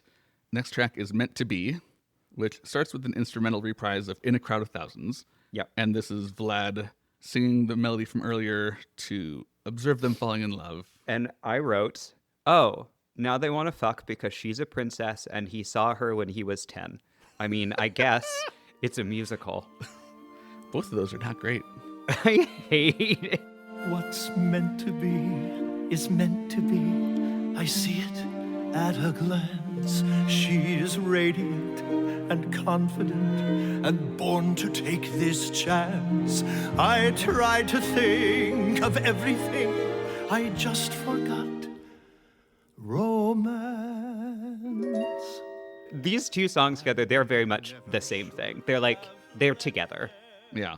I was like, And in the movie, this happens right after Learn to Do It. So he's seeing the very early signs of it. yeah. And it makes more sense versus here, it's kind of like, yeah, it's right in front of you now. You want this to be your Beauty and the Beast from Beauty and the Beast. Yeah, something that wasn't there before. Do you want this to be your wise older character seeing these young upstarts Yeah. not realizing how much they love each other? But nope, we're not going to go there. Nope. Let's move right along Yes, to please. Quartet at the Ballet. So this is various reprises interspersed with bits of Swan Lake. Yep. Because that's the ballet that they are going to see. And just like in the movie, the plan is to accidentally run into the Dowager there because she will not see anybody else. There has to be a ballet that is more thematically appropriate to the show than Swan Lake. There had to be another ballet they I could would have say chosen. yes, but I think they wanted something that people would Recognizable. recognize the name and some of the music. And to find that with a Russian composer, because that was a big thing. They're going to the Russian ballet. Fair enough. It would have been hard to. You couldn't have your cake and eat it too. I think towards the end of this show, I was just having more and more like angry responses to the material. In all caps, I do not like how often these men talk about how fucking scared Anya is. Hated it. It's a lot.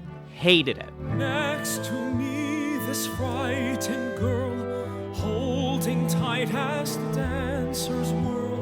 Keep your nerve and see this through. It's what you've come to do. So yeah, our quartet is first Anya, then Dmitri, then the Dowager, and then good old Gleb has snuck into the ballet. Yep, I wrote Gleb is in Paris. Did I know that? On the album? No, Nope. not until now. Did not. And he's just being really creepy and weird. Like, he's acting very Phantom, which is funny because Ramin has famously played the Phantom a lot. He's just kind of, they have two boxes on this, like two towers things with a top box and a bottom box on each. Sure. So he's in the opposite corner as Anya and Dmitri. So it's really like he's just staring down at his angel of music from above, and it's weird. All I can picture is them doing like Scooby-Doo style rearranging, like running from box to box. I also wrote, do they all need full verses? Going back to Caroline or Change, there was a point in this song where it sounded like the part where Noah's dad is talking about the chemistry set. Da, da, da, da, da, da, da, da. I don't remember exactly where in the song it was, but something sounded like chemistry set from Caroline or Change.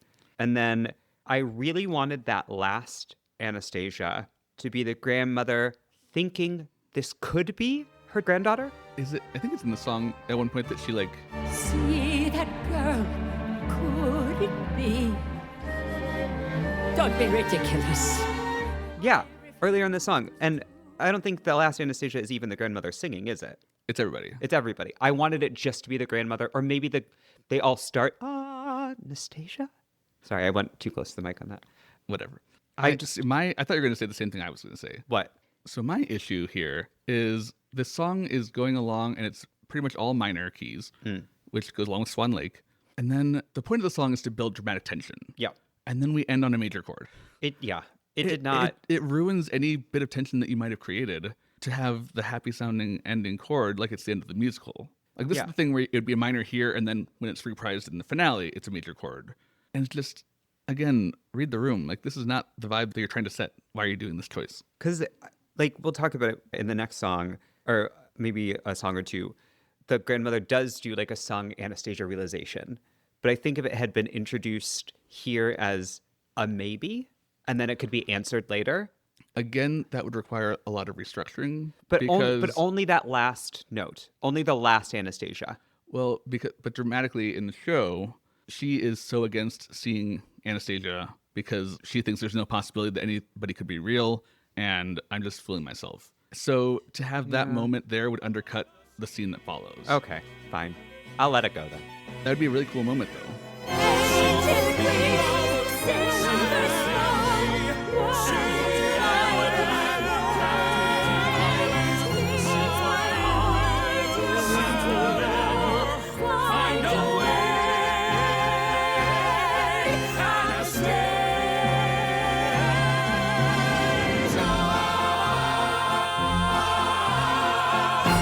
The next track instead is Everything to Win. I cannot think of what the song sounds like to save my life. This is when I wrote, there are so many mid-tempo hope ballads in this fucking show. And this is, we've already talked about it. And this is just repeating the obvious, Dimitri saying how he loves her. Cool. We definitely didn't get that already. I think this song might have the worst lyrics of the show. Nothing but silence. This could be bad. But no, let's assume it's good. Thought it was foolproof. Nothing is foolproof. Whoa, better knock on wood. Girl gets a family. And then, whoa! Whoa! Watusi. There was also a meta lyric somewhere in there that the fairy tale has turned, or the fairy tale is twisted, or something like that. I'm like, okay. Okay, bud. I wrote, this song seems like the clunkiest so far. Yeah, so I agree with myself. So long. And this happened several times during the show where they'll crescendo a note and then pull back so dramatically and then taper off. But it's so obvious and contrived, it doesn't work in the line or the shape of the song. Yeah. Again, we can just see exactly what they're doing in all these moments. Therefore, none of them are effective. It doesn't convey meaning. Yeah. It's just the music director told them to do this. And specifically in this song, it's You never know.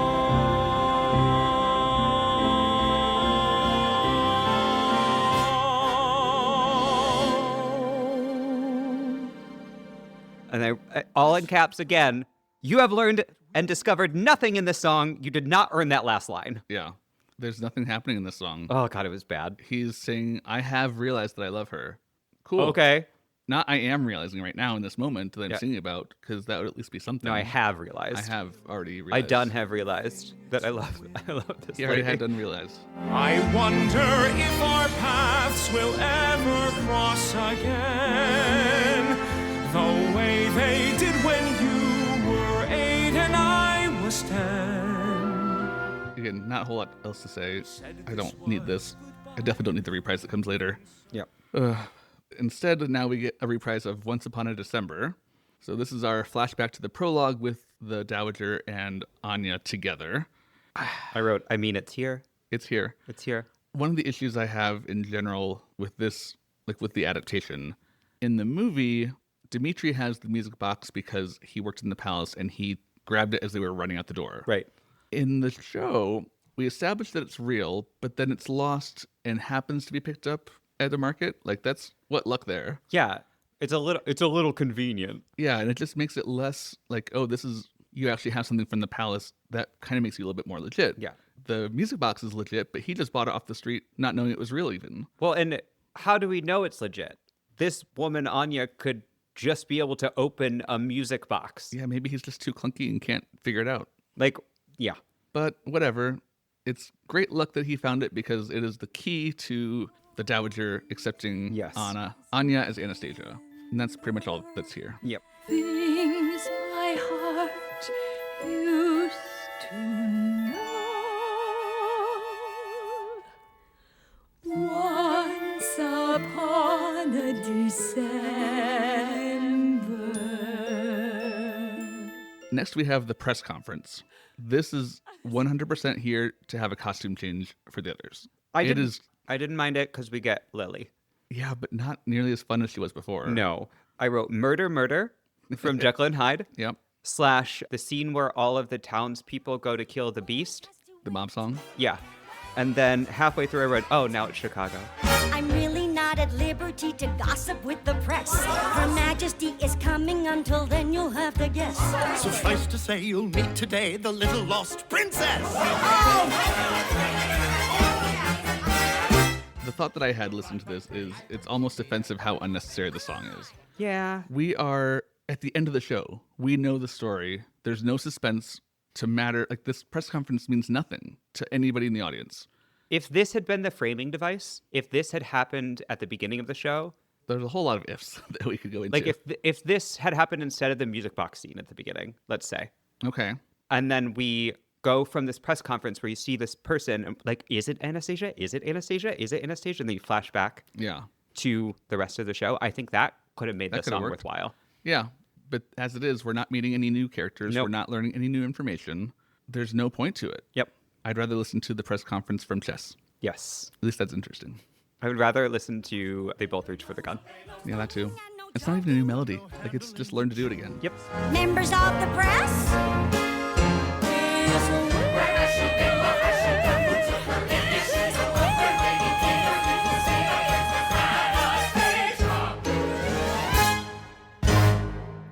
Other than giving Caroline O'Connor and John Bolton a little bit more singing time, there's no other purpose to the song. Yeah.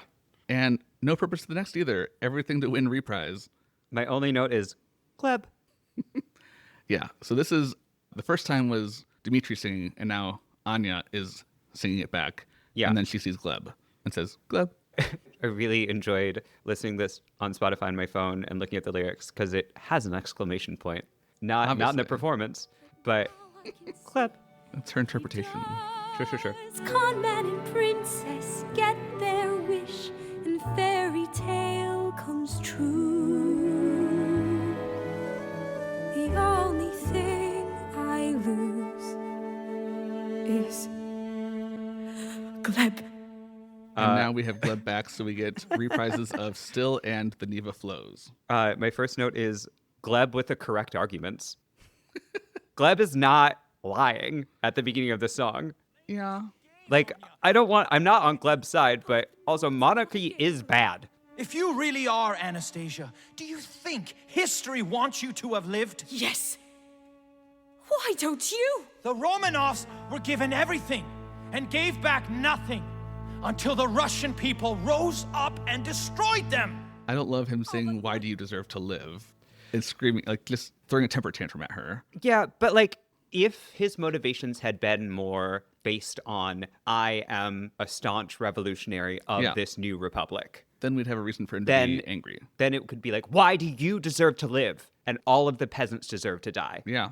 Because That would have we been really the- haven't gotten anything about, like, principles from Yeah, him. that He's would have just doing been a job. that would have been interesting. That could have been compelling. Instead, we get like, you don't want to bone me, and I have daddy issues. Still, we have those. Still, we had those. Finish it. I am my father's daughter. And I am my father's son. Finish it, I must. This track definitely makes me miss the showdown with Rasputin. So much more exciting. Gleb is such a waste of Ramin Karimloo. It makes me sad. I wrote, "Ew, don't call her my beauty." Ew.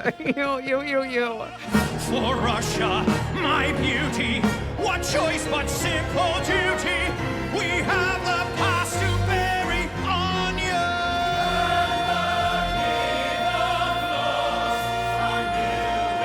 and soon it will be spring. And then I hated how they just added her name to the end of some lines. Anya! Like, it was bad. I hated it. Because they couldn't be bothered to make them rhyme. No. So they just rhymed her name with her name. Well, I mean, other times they just didn't even care that nothing rhymed. And that's fine. That's okay. Things don't have to rhyme if they're purposeful. I hate how he sings her name. I wrote that. And then if we get to the end, I wrote, "Dear God, did he shoot?" Yes. Also, on the album, we don't get anything to know because she is basically saying, if it means that much to you, go ahead and kill me. And then the song And then ends. the song ends. And what an interesting show it would be if that was how the show ended before it went to the finale. Ooh. And That'd be juicy. you don't get to know if she dies. And All you get to hear is what happens in the finale. because then similar to the finale, you have a way of closing the story in a way that leaves this to be possibly historical. This could have happened, and we just don't know about Anya Exactly. being Anastasia because of this. Yes. Because this is historical fiction. Yeah. And so they could weave whatever kind of story they wanted. Once again, give me the Batman Begins version of Anastasia. Like, that could have, what a cool ending that could have been. Maybe not Could have for been. children, but Yeah. also still, he does have a gun and is going to shoot her. It's not like we're like softening the edges of that. It's America, though. Everybody knows about guns. Yeah, it's true. Ugh. I say shoot Christine just like they do in Love Never Dies. Shoot your protagonist. It definitely was unexpected. Yeah, And it wasn't Ramin doing the shooting in that. He was just there. true. Okay. That was Meg finally having something to do. We don't need to go back to that, though. Side note, it makes me so sad that in the musical theater canon, among musical theater performers, there are women who say, "Oh, I would love to play Meg." That makes me so sad. And I'm assuming they mean Phantom of the Opera, Yeah. not Love Never Dies. The Meg who has Nothing. 3 lines? Yep. Be careful what a dream may bring. A revolution is a simple thing. Anyway, so something that's not on the album, and I really wish it was, because it's such a cool Easter egg. In the music leading up to the finale, they include in the like incidental music a bit of At the Beginning, the like credit song from the movie. Sure. I was like, oh, that's such a cool way to bring it in because it has nothing to do with anything. Right. But it's just like a if you know, you know. Yeah. And I loved that, but then they don't put it on the album. Like one interesting thing. Come on. But instead, no, we're wrapping things up with clunky narration. I my one note for the finale is sure, direct address. Sure. Yep. I was like, okay, somebody saw Hamilton. Well, it's not that. It's her talking to the press. I wouldn't know that from Yeah. it. You definitely It don't sounds get like that. they're just talking to the audience. Yeah. What's been going on since the song of the press conference has all been while the press are still waiting. Got it. It has Got it. not Got it. actually Got it. Got happened it. yet. Okay. Because Anya's in the dress, ready to go out, and that's when Gleb makes his move before she's announced publicly. Weird to wait till then, but okay. Yeah. But essentially, what happens in both the movie and the stage show is everybody has agreed already that Dimitri and a princess would never work, even though they've fallen in love. So Sure. he leaves, and she decides, I love him more than being a princess. I'm going to just go. That's fucking So, dumb. Cool. Sorry, lady. That's dumb. So that's in this version how we have, it could have been true. We just don't know about it because she ran away before the press conference. Sure. So then the press conference is the Dowager saying this, that she has now given it up. There will be no more It'll go to reward. There, there's no more search, no more Anastasias. I'm done with that chapter. And they don't have to know why. As of today, there will be no more Anastasias. The reward for her safe return will be given to charity. So why doesn't Gleb shoot her? Because he still has the hots for her. Sure, bud. Basically, she's just like, I'm nice. She she says, okay. She calls his bluff. She's like, if you're gonna fucking do it, do it. Yeah. And he's like, ah, damn. I can't shoot you. You're too pretty. The end of his gun just droops. And this is just going all weird and what? So quick, save it with the choral reprise to end the show. Woohoo! Oh God, like the first maybe 1/3 of the show, it could be interesting, with maybe scattered bits in the second act. But like, kind of snowballs. it is a snowball. From when is the first time I just got viscerally upset? I know there've been many. Probably In a Crowd of Thousands. Okay. From In a Crowd of Thousands to the end, I'm just like, no, Not having it. not having it. I like my version where you don't know what happens to Anastasia. If she says, if you're going to shoot me, finale. Yeah. Or if he's getting really despondent and so he's like threatening to shoot himself and then blackout that and you get the gunshot. gunshot so you don't know did he Yeah. shoot her or himself. We should write a show. We should write this show.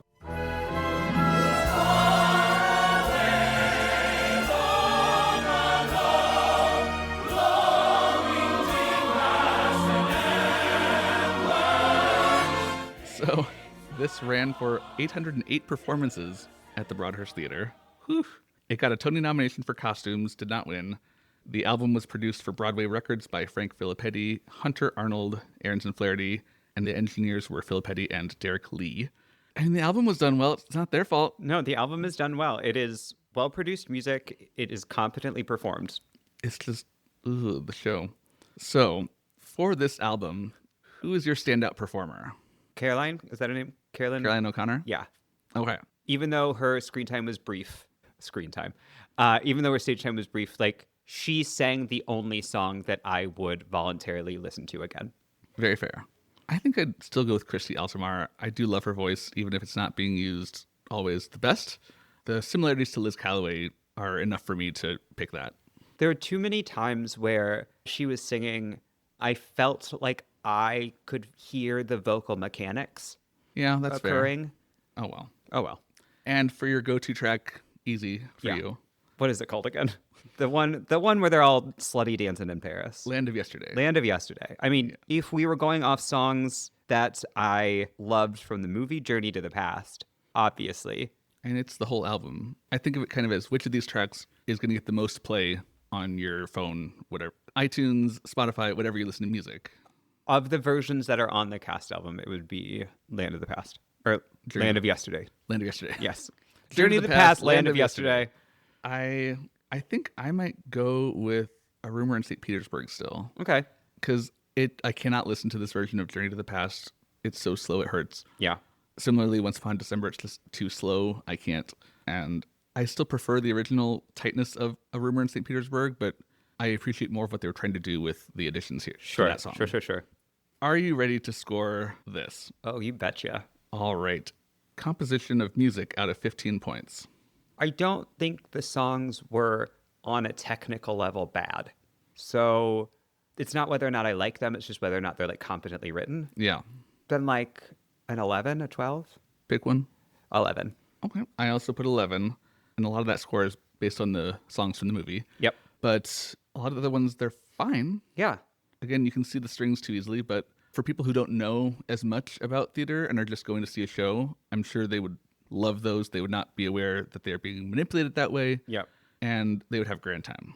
But there are times where I was just like aching for a key change. Yeah.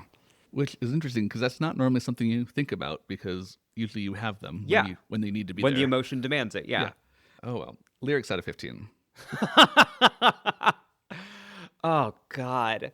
There are some real clunkers in this show that like were comically bad. Like someone had a rhyming dictionary and then burned it and said, no, I know better. I'm going to say a 6. I hated the lyrics. Okay. I'm going to go with 8. Okay. Again, largely buoyed by the lyrics from the movie. Okay. And a lot of the stuff in here is serviceable. It's fine. There are some bad ones though. So I always also think of it as when I'm going through, one of the things I always do for my notes is pull out lyrics I particularly like or don't like. And I had like 2. Sure. Not very many for this show compared to most. Because they're fine. Yeah. Some of them they just hit like, it was like a tin ear. It was like, boom. I was like, that's not good. No.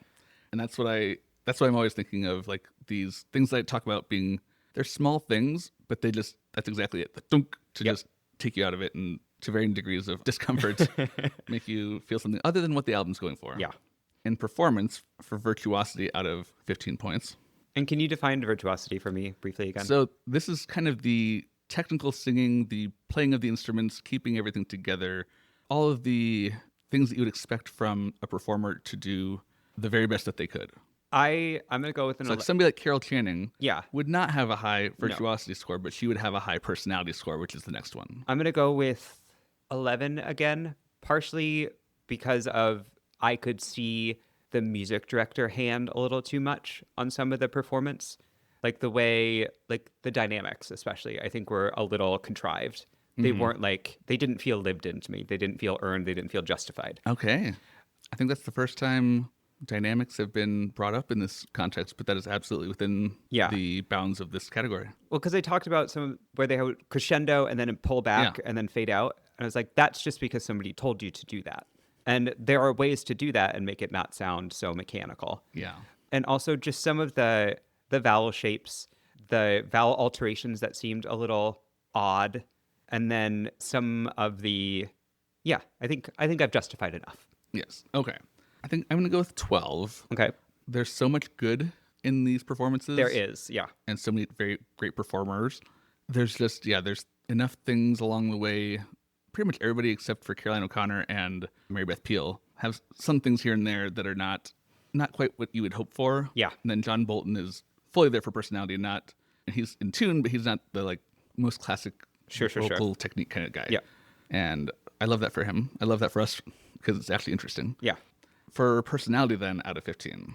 I'm going to go with a 12, so slightly higher, just because I do think Chrissy Altomare, like, when that princess voice clicks and cooks, it really cooks.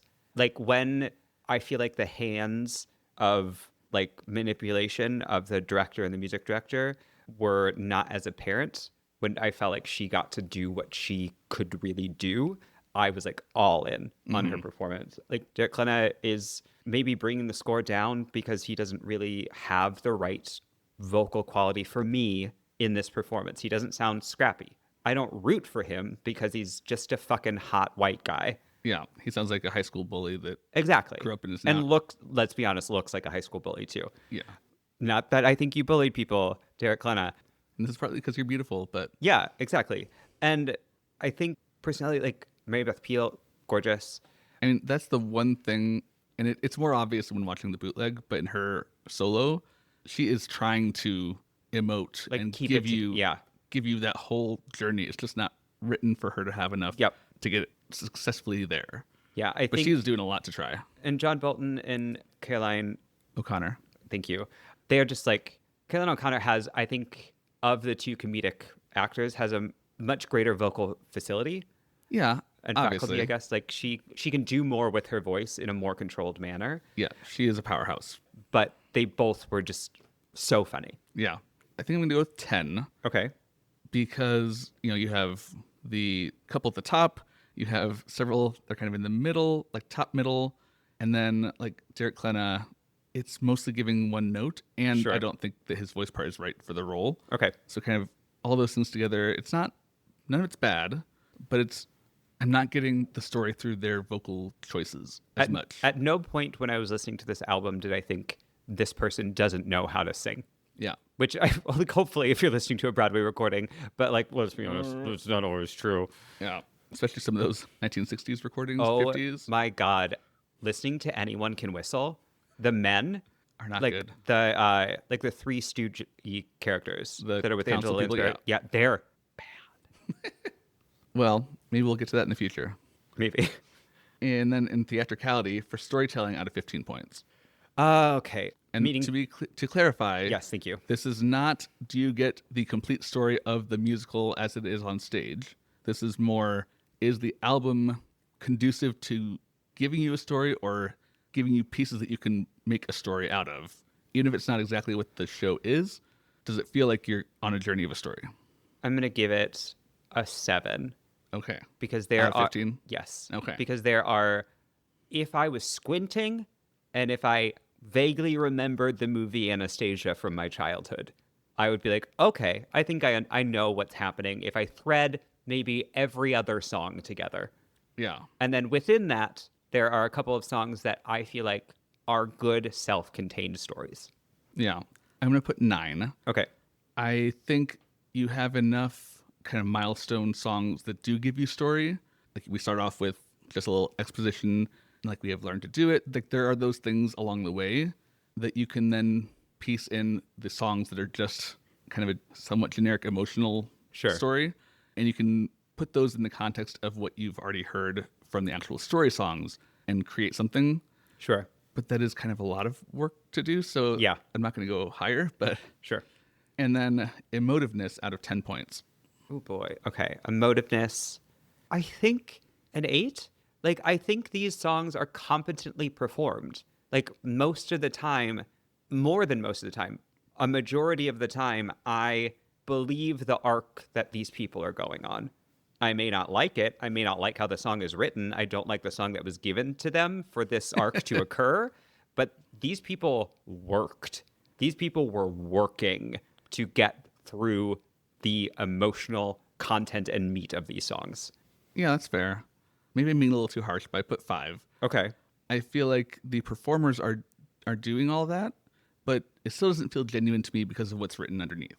Okay. Like if the song is not giving you a genuine emotional arc and it's really contrived, they can deliver it however brilliantly they want.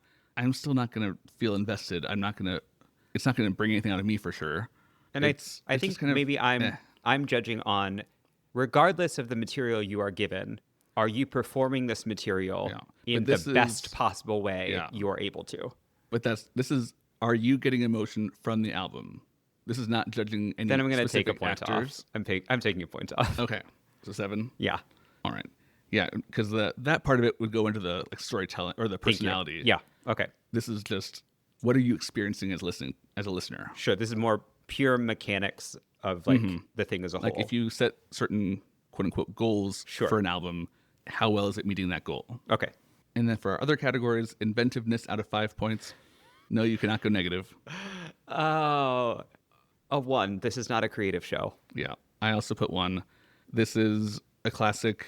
We're going to take a princess story, do some We're taking easily a known digestible property. music, a known property that people love. We're not trying to do anything new. Nothing wrong with that, but Nothing that's wrong with definitely that. what it is doing. Clarity and usability out of 5 points. So like track assignments, this I would include like what is included versus not included if there's material like this that is not included. I mean, based on, you said out of 5? Mm-hmm. I'm going to say a 3 because some of the things you mentioned that should have been included for context stuff, I think would have completely changed my listening experience of the thing. But the way it's presented now, if I didn't know those existed, I wouldn't be like, oh no, they left out songs. I'd be like, oh, there are some book scenes that I definitely need to know about. Yeah, I'm going to put 4. Okay. It is, I mean, there's a couple very minor mixing issues, but mostly it sounds fantastic. Mm-hmm. The tracks as they are great. Yep. There's some off for the mixing issues, but then also just, especially the 2 things that I think would have been very important to include. The train journey. Much more so than Gleb. Like there are other things if you're going to have to cut some material, cut out a little bit of a dance break. Yeah. I want to have whatever I can get, but you're never going to get to a double disc for the show. Sure. So you can't have everything. And I think some of what was left out would be more valuable and more enjoyable. Sure. And lastly, curb appeal out of 5 points. I think the album cover is quite generic. I think because I think something needed to be done. They were trying to create like something quite simple and iconic. I think like the glass slipper. Mm-hmm. But Anastasia doesn't have that unless it was the music box. But I don't know if enough people are familiar with the content of the show to understand what it is from the music box. But if it had maybe been an open music box and it was a couple dancing in the middle and in the background you saw the skyline of Russia or something like that, like make it a little less obvious than the back of a blonde woman unsure of which bridge to cross. And there's only one bridge. Well, okay, then unsure of which way to turn when she crossed the bridge, I guess? Yeah, I mean, on the right, there's Paris. On the left, there's Russia somehow. Then where the fuck is that bridge? I don't know. It's to Terabithia. So what's your score? Oh, I didn't say a score, did I? 2. Okay. I'm going to go with 4. Okay. I think the color choices they used are very evocative of the type of story that they're going to tell in the album for whatever it is. Sure. I think it is, you look at that and you listen to the album and you're like, yeah, that fits. Yeah. Is it the most interesting? No. The little weird, both the Eiffel Tower and the Kremlin in the background, strange. Yeah. But it is very recognizable. Sure. It's not unpleasant to look at. And I think especially for the target demographic of this, I think it would, the dress and, this could be regal. Sure. I think it would sell well to the target demographic. I think, as with a lot of things in this show, it is competent. It is workmanlike. Yeah. Yeah. It accomplishes something, and that something is probably making money for folks. Yeah, it's very like Tin Pan Alley. Yep. You're just cranking it out to serve a goal. Yep. Well, then my score is 64 and yours is 60. So Okay. 62 is the average. Okay. It's a wild ride. That was a wild ride. Yeah. Like I said, I'm probably just going to go back to the soundtrack and not the cast album. There's not much here that I'm going to feel inclined to listen to in the future. Yeah, and there are some songs that some soprano freshman musical theater major is going to be like, but these are me. And baritone. And freshman. baritone, straight baritone freshman music major is going to say, this is me. This is my Petersburg. Yep. My Petersburg. I'm going to encourage all the youths. There are better songs to sing. That is very true. But yeah, I don't know. There's not a whole lot else to say. No, and like nothing about it. If you are a casual consumer of musical theater, especially if you're a younger casual consumer of musical theater, nothing about the show is bad in a way that I think would deter people from consuming more musical theater. Yeah, I think that's fair. If Anastasia is your not gateway win- drug, then that's okay. Yeah, it's probably not going to win anybody over who didn't like musical theater before. But yeah, if you're already in that group, sure, it'll be great. Yeah. Zachary, this has been something. Yeah, we did it. Thank you for being here, though, Oh my to go through God. whatever this was. Thank with me. you. If people want to bother you online, how can they do that? My Instagram is @otter_absurdity. Wonderful. You can follow the podcast on Instagram at Little Things You Hear Together. You can email me at littlethingsYouHearTogether@gmail.com. Please follow the podcast wherever you get your podcasts. Give a 5-star rating, leave a review. These are all wonderful things that help the podcast reach a wider audience, and I would love that. So thank you. Next week will be the end of the first half of this season with Come From Away. So tune in for that next week. Thank you, Zachary. Thank you. Bye, everyone. Come